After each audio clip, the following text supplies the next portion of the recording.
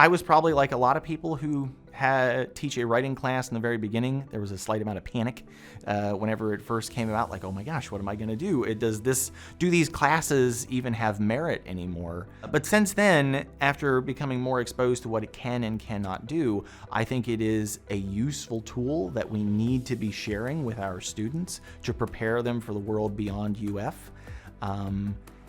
And I'm going to do my absolute best to showcase in my courses that it is a very useful tool, but not a catch-all solution. It will make your writing better, it will make the process easier, more enjoyable, and more impactful, but it is not as simple as plugging a prompt in and having the AI spit out 500 words. It can do that, but A, it might not do as good a job as you would do it, you'll just do it faster.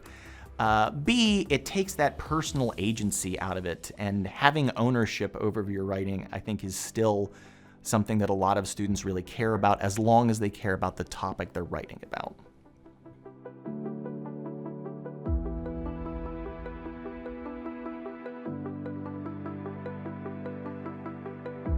My name is Dr. Caleb Stair. I'm an instructional assistant professor in the Food and Resource Economics department here at the University of Florida.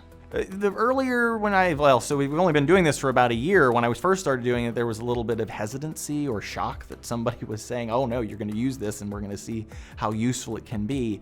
I think broadly speaking now, students they find it a fun and engaging activity, especially when I show them how it can help if you're having something like writer's block or something like that to get over that hump. Or if there are students who are better at editing things as opposed to creating things, it can get them to a point where they feel more comfortable. So we got a couple activities that we do in the classroom. They range from you have to come up with arguments for or against this particular topic that the class chooses, but you can only generate the arguments using ChatGPT. You can't edit them outside of it or anything like that. You can just change the way you've asked ChatGPT to craft the response, and then you have maybe 15 minutes to do that. They share it amongst the class, and then the class votes on which ones they thought were best. So things along those lines, just honestly, getting them to start using the program, opening it up the first time has made a lot of it a lot more interesting in the course. I think the best use of ChatGPT/AI in the course right now is the course is split up into 3 papers. The second paper requires the students to write a hypothetical epistolary duel. Epistolary duel just being 2 sides that are writing back and forth in sequence to each other, disagreeing about some particular subject.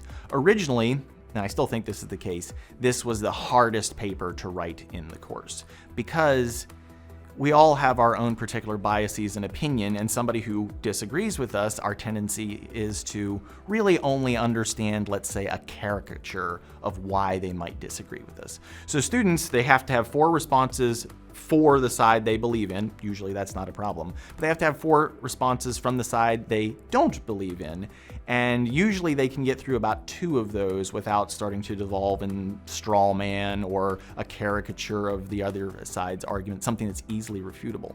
So what I started having them do is having the AI pretend to be on the other side, and then having a well-sounded, reasoned argument coming from the AI on the side the students disagreed with. And even if they weren't taking that down verbatim or anything like that, it was being used to generate these ideas of how the other side might respond. And I even took that and I ran with it, and now I have a module in there, it's debate practice. So I have the pre-written prompt for how to get ChatGPT to behave as if it's having a debate with you.